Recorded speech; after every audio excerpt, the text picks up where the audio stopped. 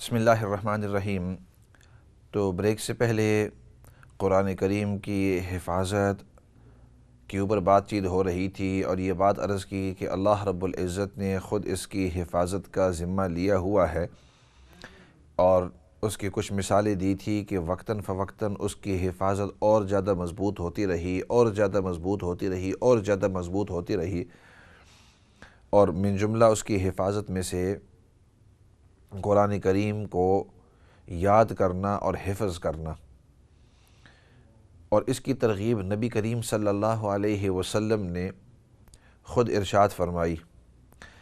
چنانچہ نبی کریم صلی اللہ علیہ وسلم کا ارشاد ہے، فرمائی یقال لصاحب القرآن اقرأ ورتق ورتل کما کنت ترتل فی الدنیا، کہ صاحب قرآن سے قیامت کے دن اللہ رب العزت کہیں گے اور اعلان کیا جائے گا، اقرأ، آپ قرآن کریم کی تلاوت کریں، ورتل کما کنت ترتل فی الدنیا، اقرأ ورتق، قرآن کریم کی تلاوت کر اور ان سیڑھیوں کے اوپر چڑھتا جا، جنت کے درجات کے اوپر چڑھتا جا، اور جیسے تو دنیا کے اندر اس کی تلاوت کیا کرتا تھا اسی طرح آج بھی اس کی تلاوت کر۔ دنیا کے اندر جس انداز میں سکون کے ساتھ، اطمینان کے ساتھ اور خوبصورت آواز کے ساتھ آپ اس کو تلاوت کیا کرتے تھے، اسی طرح آج قیامت کے دن بھی اس کو پڑھ۔ تو روایت میں آتا ہے وہ جب پڑھتا رہے گا، ایک آیت پڑھے گا اگلے درجے کے اوپر، دوسری آیت اگلے درجے کے اوپر، اور قرآن کریم کہ ایک آیت کے اوپر جو درجہ چڑھتا جاتا ہے تو ایک درجہ جنت کا یہ بہت اچھا، لیکن اس کے اوپر والا اور زیادہ اچھا اور زیادہ آرام دہ، اس کے اوپر والا جو ہے وہ اور زیادہ آرام دہ، اس کے بعد والا جو ہے وہ اور زیادہ بہترین، خوبصورت، بڑا، وسیع خوبصورتی اس کے اندر۔ تو جتنا زیادہ اونچا جاتا رہے گا اور اگلے فلور کے اوپر، اگلے فلور کے اوپر، اگلے فلور کے اوپر، تو قرآن کریم پڑھتے ہوئے آپ صلی اللہ علیہ وسلم نے ارشاد فرمایا اس حدیث کے اندر کہ اقرأ ورتق ورتل کما کنت ترتل فی الدنیا، جس طرح تو دنیا کے اندر اس کی تلاوت کیا کرتا تھا اس طرح آج بھی اس کی تلاوت کر، فإن آخر، اس لیے کہ جہاں تیری آخری آیت ہوگی تو رکے گا، وہ تیرا منزل، وہ تیرے مقام، وہ تیرا درجہ ہوگا، اس فلور کے اوپر تمہیں، جنت کے اس فلور کے اوپر تجھے رہنا ہے۔ اور روایت میں آتا ہے کہ جتنی قرآن کریم کی آیات ہیں اتنی ہی جنت کی فلور ہیں، اتنے ہی اس کے درجات ہیں، اور یہ ظاہری بات ہے کیونکہ جو حافظ ہوگا اور جس نے قرآن کریم پر عمل کیا ہو، اپنی زندگی قرآن کریم کے مطابق اس نے گزاری ہو، تو وہ تو شروع کرے گا الحمد شریف سے،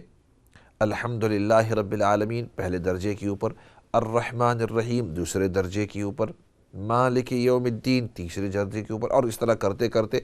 ایک صورت ختم کر کے، دوسری ختم کر کے، تیسری ختم کر کے۔ تو چونکہ قرآن کریم کی کم و بیش 6,500 آیات ہیں،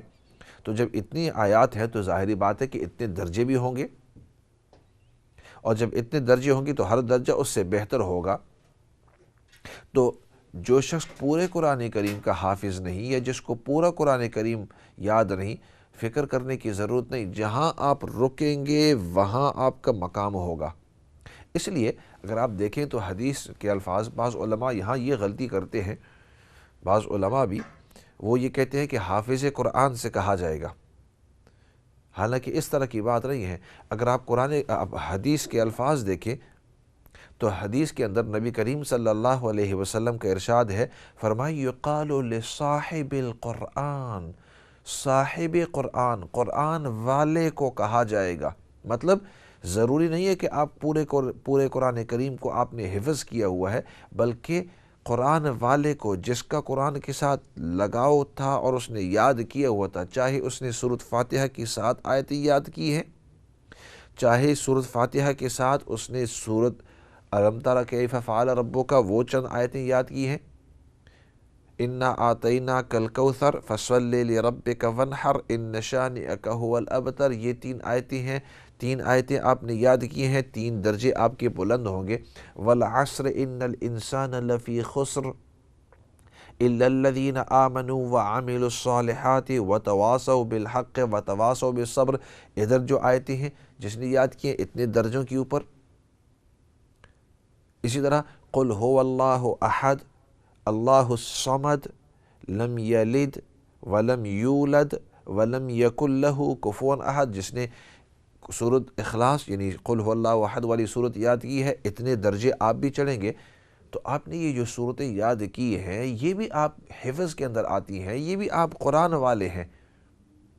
सूरत कुल हुवल्लाहु अहद, सूरत इखलास, ये तौहीद है, हमारे अकीदा है, इसके ऊपर आप अमल करते हैं, आपने इसके ऊपर ईमान लाया है, आप ईमान लाए हुए हैं। तो जब आपने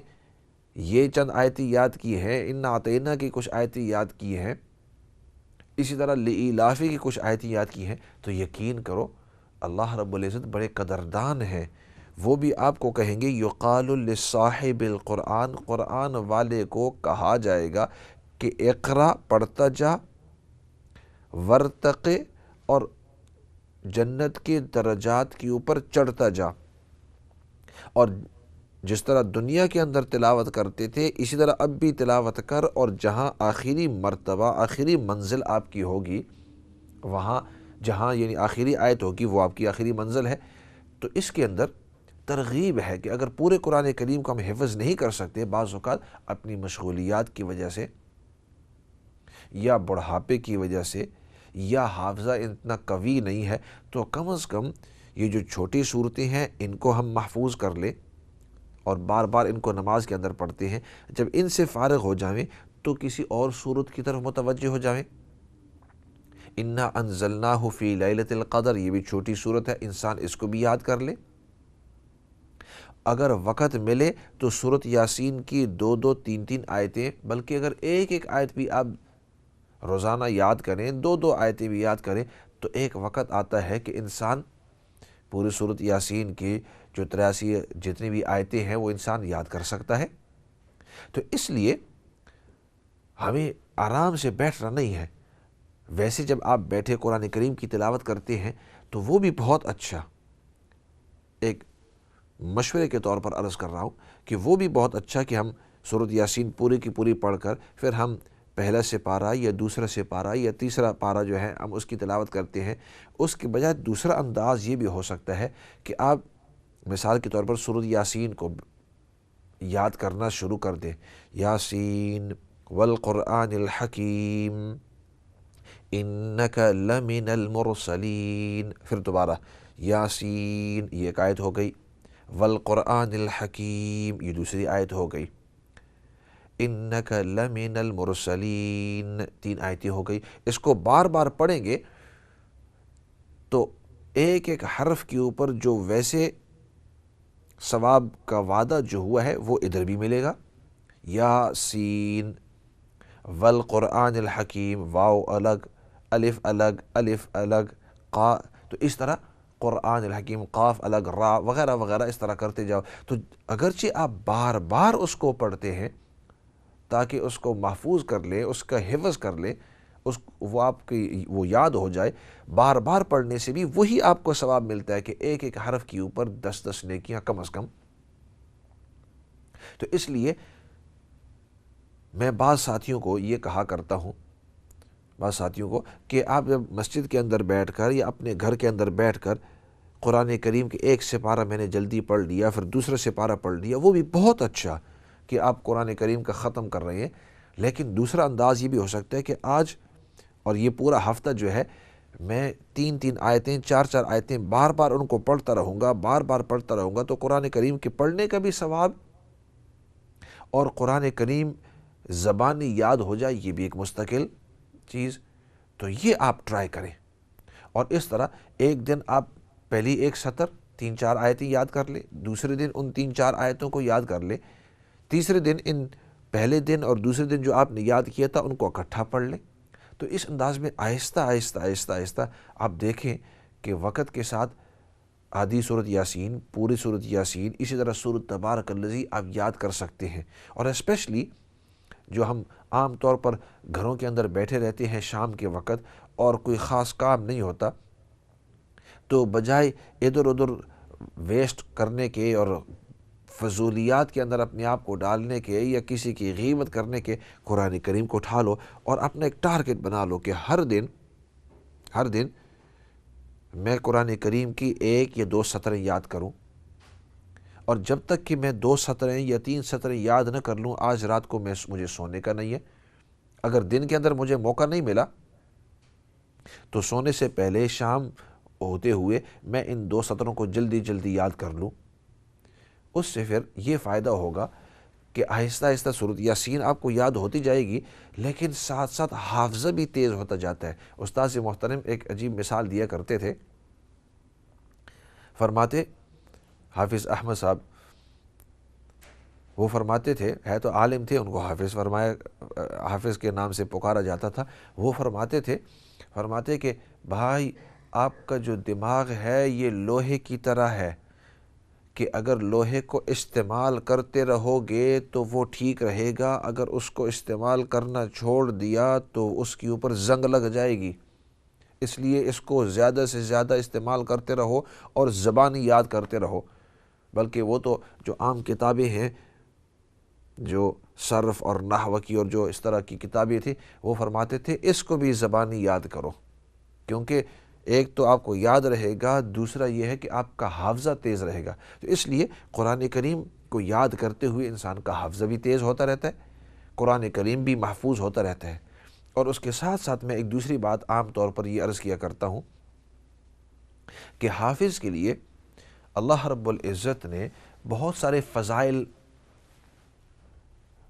وہاں قیامت کے دن رکھے ہوئے ہیں۔ دنیا کے اندر بھی اس کے لیے عزت ہے، لیکن قیامت کے دن اس کے لیے بڑے ہی فضائل آئے ہوئے ہیں۔ تو فرمایا کہ جو شخص اس طرح حفظ شروع کرتا ہے قرآن کریم کو یاد کرنا، کیونکہ بعض اوقات کسی کو کہ آپ حفظ شروع کر دو تو وہ بڑی چیز سمجھتے ہیں، تو اس کو آسان الفاظ کے اندر کہو بھائی آپ قرآن کریم یاد کرنا شروع کر دو۔ تو کیا پتہ کہ اگر پورے قرآن کریم ختم کرنے سے پہلے اگر ہماری موت آ جاوے تو کیا پتہ اللہ رب العزت حافظوں کی صفوں کے اندر اور حافظوں کو جو فضائل دینے والے ہیں، اللہ رب العزت ہمیں بھی وہ فضائل دے دیں۔ ایک حدیث ہے کہ جس کے اندر نبی کریم صلی اللہ علیہ وسلم نے ایک بات عجیب انداز کے اندر سمجھائی۔ فرمایا قیامت کے دن ایک بڑا قافلہ ہوگا اور وہ قافلہ جو ہے وہ نکلے گا کعبۃ اللہ کے اوپر حملہ کرنے کے لیے۔ کعبۃ اللہ کے اوپر حملہ کرنے کے لیے یہ پورا کا پورا قافلہ نکلے گا، اور قافلہ جو ہے چونکہ ان کی بری نیت ہوگی، یہ نزدیک آ کر اللہ رب العزت یخسف من اولہم الی آخرہم، حدیث کے الفاظ ہیں، صحیح حدیث ہے، فرمایا اول سے لے کر آخر تک پورا کا پورا جو قافلہ ہے، یخسف من اولہم الی آخرہم، اول سے لے کر آخر تک ان تمام کے تمام کو زمین میں ڈھسا دیا جائے گا، زمین ان کو نگل لے گی، زمین کھولے گی، سب کے سب اس کے اندر وہ چلے جائیں گے۔ تو سیدنا عائشہ صدیقہ رضی اللہ تعالیٰ عنہ نے عرض کہ یا رسول اللہ صلی اللہ علیہ وسلم، ایخسفون من اولہم الی آخرہم وفیہا اسواقہم، کہ یا رسول اللہ صلی اللہ علیہ وسلم یہ پورا کا پورا جو قافلہ ہے یہ شروع سے لے کر آخر تک یہ زمین کے اندر ڈسا دیا جائے گا، حالانکہ اس کے اندر ان کے تاجر لوگ بھی ہوں گے جو بزنس کے لیے جا رہے ہوں گے، ان میں سے کچھ ایسے ہوں گے کہ جن کی بری نیت ہے، لیکن کچھ ایسے بھی ہوں گے کہ جن کی بری نیت نہیں ہے کہ ہم کعبۃ اللہ کے اوپر حملہ کریں یا مسلمانوں کو تکلیف دیں یا اسلام کو بے عزت کریں، وہ تو اس قافلے کے ساتھ جا رہے ہیں، ان کی نیت تھی کہ ہم مکہ پہنچیں گے، مدینہ پہنچیں گے، وہاں جا کر اپنی چیزیں وہاں بیچیں گے، خریدیں گے، بزنس کے طور پر جا رہے ہیں، ٹورسٹ کے طور پر شاید جا رہے ہوں گے، کسی اور مقصد کے لیے جا رہے ہیں۔ تو نبی کریم صلی اللہ علیہ وسلم مطلب ان کی تو بری نیت نہیں ہے، تو ان کو زمین کے اندر کیوں ڈسایا گیا؟ یہ باقی جو ہیں یہ تو سمجھ میں آتی ہے کہ ان کو تو اس لیے زمین کے اندر اللہ رب العزت نے غرق کر دیا، یعنی زمین کے اندر ڈسا دیا، ان کو خسف کر دیا زمین کے اندر، کیونکہ ان کی بری نیت تھی۔ تو اللہ رب العزت نے کعبۃ اللہ کی، مسلمانوں کی، اسلام کی وہاں حفاظت کی۔ تو نبی کریم صلی اللہ علیہ وسلم نے دوبارہ وہی الفاظ استعمال کیے، فرمایا یخسف من اولہم الی آخرہم ثم یبعثون یوم القیامت علی نیاتہم، فرمایا پورا کا پورا قافلہ جو ہے ان کو زمین کے اندر ڈسا دیا جائے گا، لیکن جب قیامت کے دن اللہ رب العزت ان کو دوبارہ اٹھائیں گے تو ان کی نیات کے مطابق ان کو اٹھائیں گے، جیسی ان کی نیتیں تھیں اس کے مطابق ان کے ساتھ برتاؤ ان کا ماجرا ہوگا۔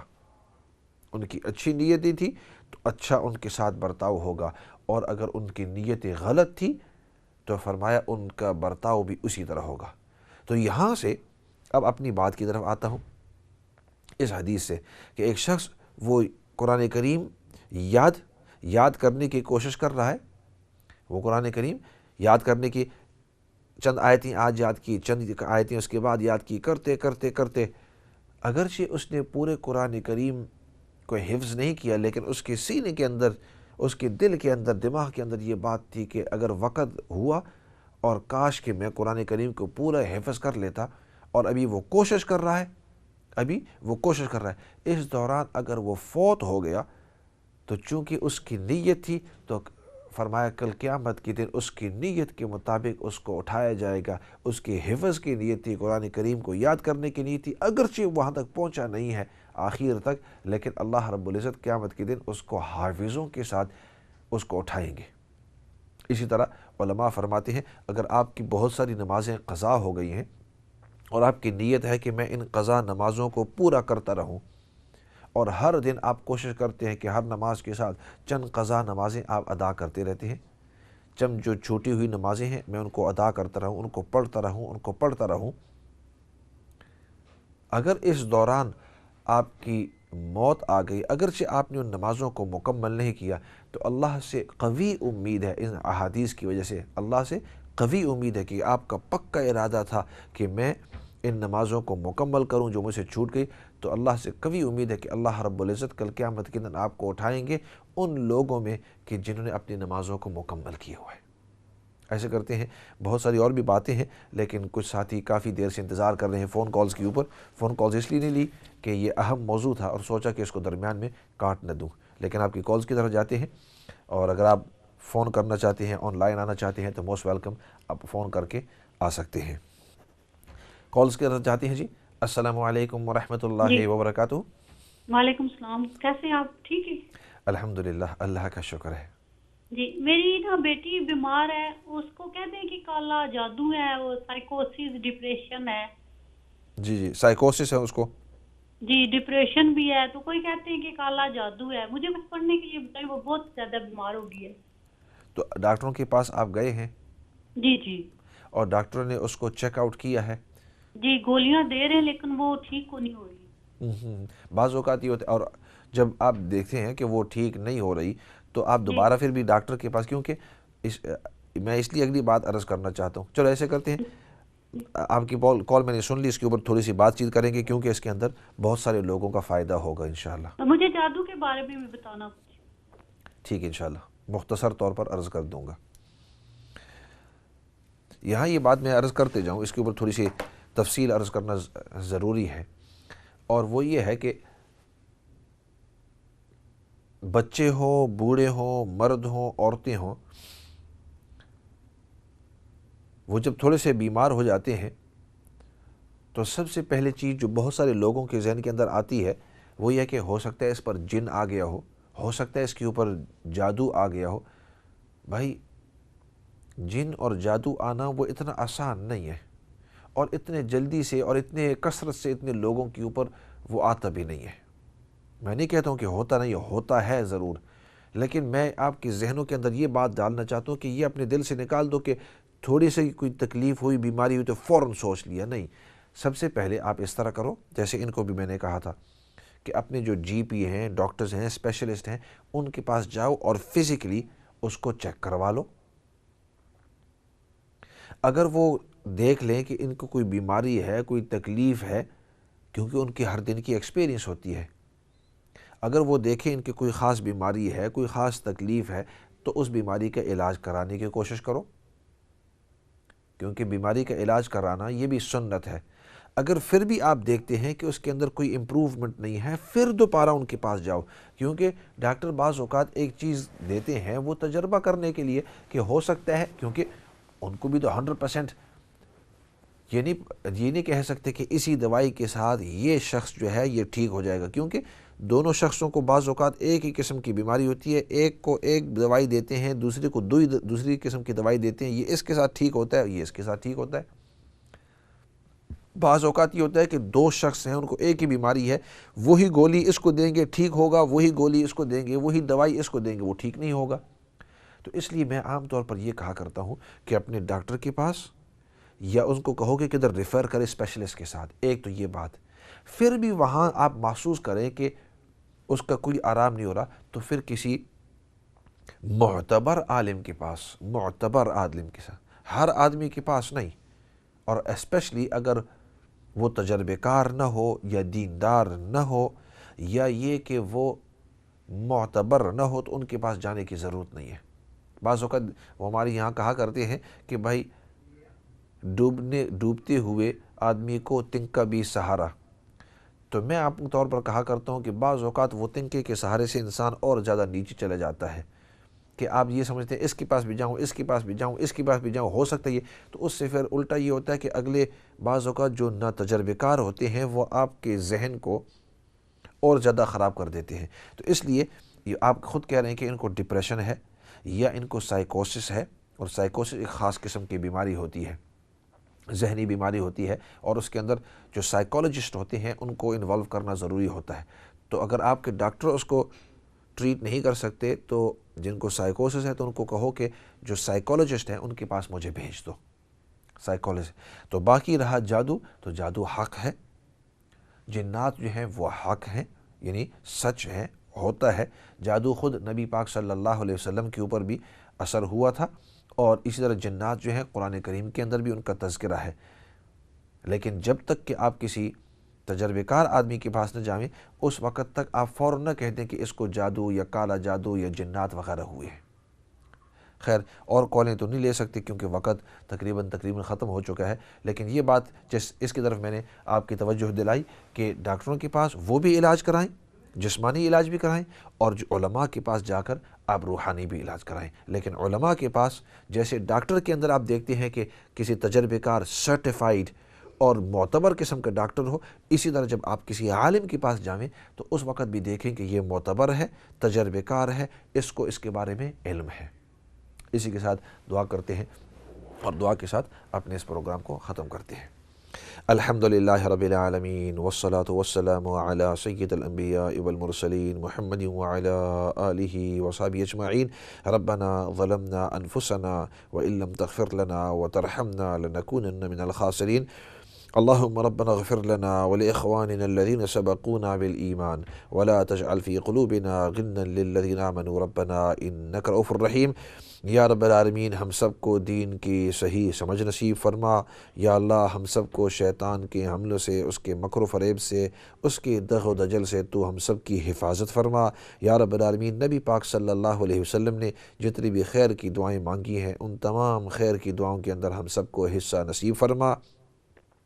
نبی پاک صلی اللہ علیہ وسلم نے جن چیزوں سے حفاظت اور پناہ مانگی ہے، یا اللہ ان تمام چیزوں سے ہم سب کو حفاظت اور پناہ نصیب فرما۔ یا رب العالمین، جتنے بھی مرحومین اس دنیا سے جا چکے ہیں، یا اللہ ان تمام کی بخشش اور مغفرت فرما، اور یا اللہ ہماری جب موت کا وقت آوے تو ہمیں ایمان والی موت نصیب فرما۔ موت کے مراحل ہمارے لیے آسان فرما، موت کے بعد جتنے بھی مراحل ہیں ہمارے لیے، باقی تمام لوگوں کے لیے، یا اللہ ان کو آسان فرما۔ یا رب العالمین، یا رب العالمین، قیامت کے دن نبی پاک صلی اللہ علیہ وسلم کی سفارش تو ہم سب کو نصیب فرما، اور یا اللہ سب سے بڑی بات وہ تیری رضامندی ہے، یا اللہ تو ہم سب کو اپنی رضامندی نصیب فرما۔ سبحان ربک رب العزت عما یصفون وسلام علی المرسلین والحمد للہ رب العالمین برحمتک یا ارحم الراحمین۔